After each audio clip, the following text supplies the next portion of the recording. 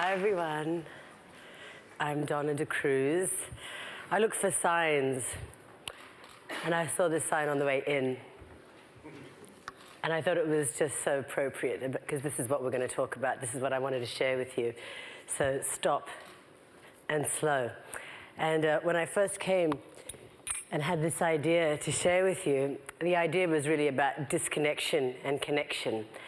And we are living, all of us, in the most wonderful of times. They're abundant, they're affluent, they're creative, and there's a tax to pay. And I think we're feeling it on a personal level, and we're feeling it on all other levels. So I wanted to just start by giving you that as a thought, and as I found my sign literally on the stairs on the way up, I thought it was just so perfect. So I was born in South India, in Chennai. And my father's family is from Kerala, which is the home of Ayurveda. And my miseducation, as I often like to call it, is in Sydney, Australia. So I put those things together. I now live in New York City, and I've seen this shift, a shift in consciousness, for want of a better way of putting it. And that word, that C word, is such an important word. It's about how we connect. It's about the stories we tell ourselves. It's how we listen. And it's how we feel. And it really then is an example of how we experience this life, how we actually, what is our level of happiness? What's our level of truth? What's our level of full experience? Because it changes, I think, with each moment. I think it changes with each circumstance and as our relationships develop. And certainly the most important relationship is the one with self, with a capital S, self, another very important capital S and self. And one of the things, I work in the space of music, and it's a pleasure to work in that space because it exists in a literal space. You can feel a rhythm in the body. You feel it in your viscera. You feel it in your heart. And it's also such a space that has no boundaries, right? When you hear music, it can take you back, it harks back to old memories. It lets you feel romance again, and you relive and recount your life in different lives. Scent has the same power to do that. And in the times that we're living in, certainly we are continually being hijacked. Our attention is being hijacked. There's such it's like a seizure that we're having. And I think that we have to start waking up to this idea of how do we start shifting that? And we can talk about it, and certainly I think there's an ongoing dialogue. We're seeing it in business. I was at one of the PopTech panels yesterday, and we were talking about, is it the arrangement of this open floor office space where people can be continually disrupted? How is that making people feel? Is there increased productivity? Is that all there is? And when we start looking at distractions, we start looking at what's really happening. I'm sure some of you have seen the numbers, but I thought I'd give us a little snapshot on some of those numbers, which are pretty incredible. We're living at a time where the average person, it takes a person something like 3 minutes. 98% of people respond to a text message within 3 minutes. And what was happening was that most people were using texts in the space of, in our non-network world, as I'll call it. And so now what's starting to happen is people are being inundated in their business life as well, because you feel like you can get a better response, or you feel like you have a more personal connection with that individual. So what's starting to happen is we're being bombarded in the workspace continually. So that's one thing. So that's in texts. And then we're seeing an increase. There was a number around 108 or 109 emails that the average person actually gets a day. I think it's actually more than that. What we choose to respond to, I'm sure, is a variation on that number. But so we're getting, there's IMs, there's messages, there's calls, there's texts. A gentleman who actually runs Yesware said that he had something like 22 inboxes. So when you look at this gross level of distraction, what's starting to happen? What starts to happen to the beingness, as the Buddha calls it, the is-ness? What starts happening is that we are out there permanently being pulled, looking at an email, a phone call we want to respond to or make, and it goes on and on. There's a continual list of things that we have in our inbox that we keep ticking off, or we just hold there in abeyance. What happens to the psyche is one issue. What happens to our mental and emotional and spiritual states? So that's on one level. But on the other level, what is actually happening to this idea of productivity, right? So last time I looked, we were called human beings, not human doings. So when in the beingness, that's when we also receive. We are transmitters. And that works both ways. So we transmit and we receive continuously. We're not just built to do. We're also here to experience, to feel. And it's when there's a word in Sanskrit called akash. And I'm using this sort of diagram of a pyramid because most of us exist at this top level of consciousness, that hyperactivity, life as we know it. So we're talking, we're doing, we're buzzing. We have something like 50,000 thoughts a day, 98% of them repeated from the day before, which is not very, that kind of blew my mind. And when you start thinking about that and how we live, and then we actually have to combine that with all the stuff that we are doing and acting upon and responding to in this moment, what happens here is that we are continually either living in the past where there might be grief or there's sorrow, angst, or we're thinking forward where there might be a sense of fear or trepidation around love or money, whatever the case may be. So if we're constantly doing this, we're constantly receiving, what then happens to our baseline? What then happens to our level of happiness? How do we start checking into the truth of who we really are? And it's in that state, when we are in that top state of hyperactivity, we are just buzzing, and those thoughts are like flies.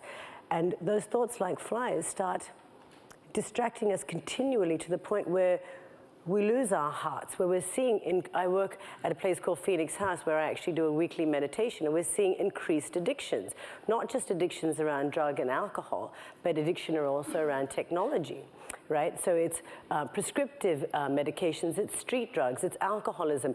We were talking yesterday about how in so many of the new tech worlds, it's not uncommon to have a bottle of Jim Beam on the table because it kind of puts you in the zone. And all these things, drugs, alcohol, lust, those things can also give you great desire. We're fueled by desire. We're built to have desire. Those desires give us locomotion. But it's actually when we stop, when we start taking an inward glance, even as I'm standing here and we're listening and you might be thinking about things you're doing next or whatever, there's a part of you, is there not, that's eavesdropping on this conversation. That's the witness. That is the silent witness to all of this. And that's the part that is the most powerful. That's the eternal part of you. And that's the part of you that feels, intuits, and dare I say, really creates, recreates, that gives space, that gives dimension to your life, that understands what love is, that understands what real connection is. And so I thought that today, if you would allow me, I might take us on a little dip. I call it a dip into bliss. And again, using that triangulation around consciousness, there is a well. We are oceanic.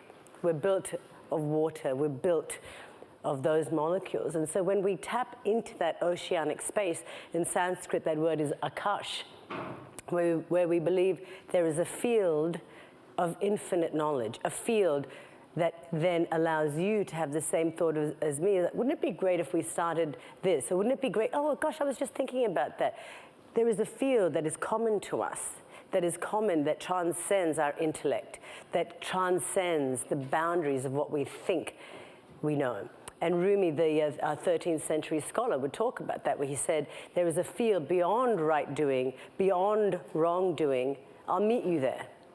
So in that field is actually what we allow in meditation to actually dip into. So it's a field when you shut off your senses, those 5 senses, as we call them, the slits in the tower, those senses, and there's also, of course, the 6th and 7th, which is intuition and connection to higher source. But let's just talk about the 5. Those 5 senses give us experiences that are human, experiences that allow us to feel and really act, love, dance, play music, create, pluck an idea out of nowhere, and give us experiences around laughter, and give us experiences that know how to hug and when to hug, to smell a flower, to stop, to pick up a sign and think, it could be ridiculous, but I don't care. I'm going to just show you what I picked up along the way. So this is what actually binds us together. So I thought that if you would allow me, I might have us just begin.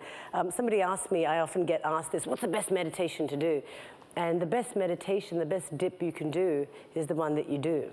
My dad loves gardening, so my pops loves, he goes off to the garden for 2 or 3 hours. Another friend loves walking their dog. Whatever can take you into that place of nothingness, where you don't remember that or this, but you're just here and now, breathing, hearing the own volume of your own breath and the capacity of your humanity. That's your meditation. So if you would allow me, let's begin. And close your eyes if you would, and if you wouldn't mind putting on that track, that would be great. And I'll do the work. So just close your eyes. If you would put your hands on your lap. And if you want to, you can put your palms up. You'll often see a photo in the wisdom traditions where the palms are up, where we receive. Take a deep breath in. And exhale.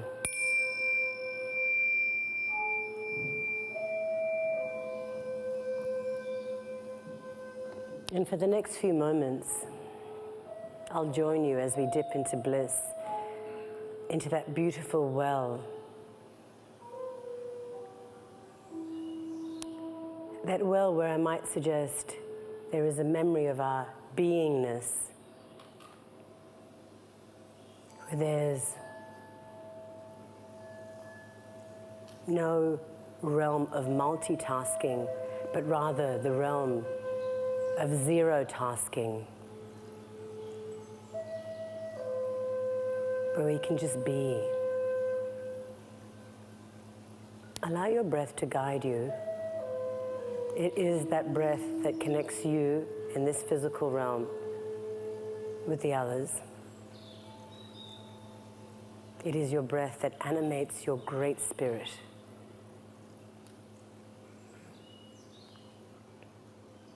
We inhale through the nose, long, steady breaths, and exhale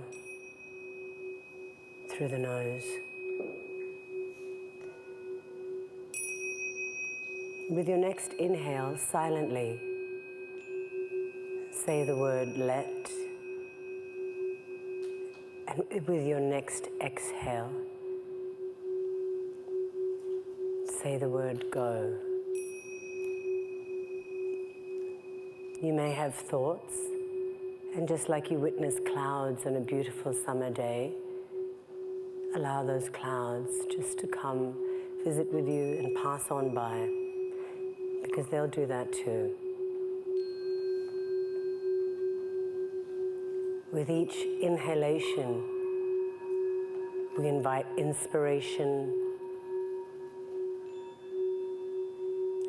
and with each expiration, we very simply let go of what does not serve us,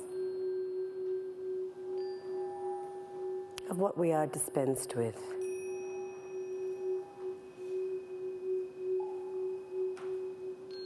And just expand with each breath, if you would, just a little bit more.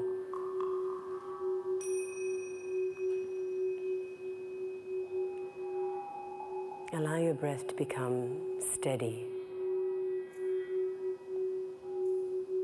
As the breath becomes steady, the mind settles. And as the mind settles, then too our actions become steady. We are beings in control of what we respond to.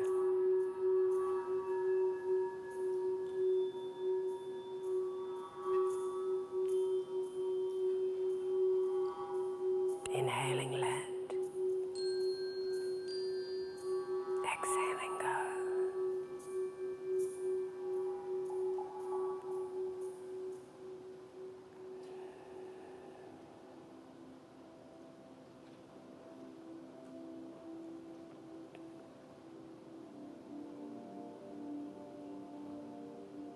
Just notice how you feel. And in these few minutes where we've dipped into bliss, we've accessed stillness. We've accessed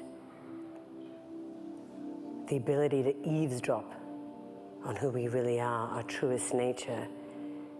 We are reminded of our compassion, of our connection. We are reminded that stillness is our greatest rebellion. Take a deep inhale and exhale.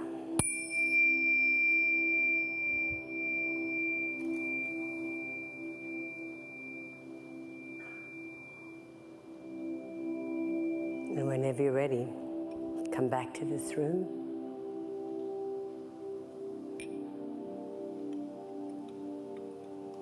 Come back to you. Thank you.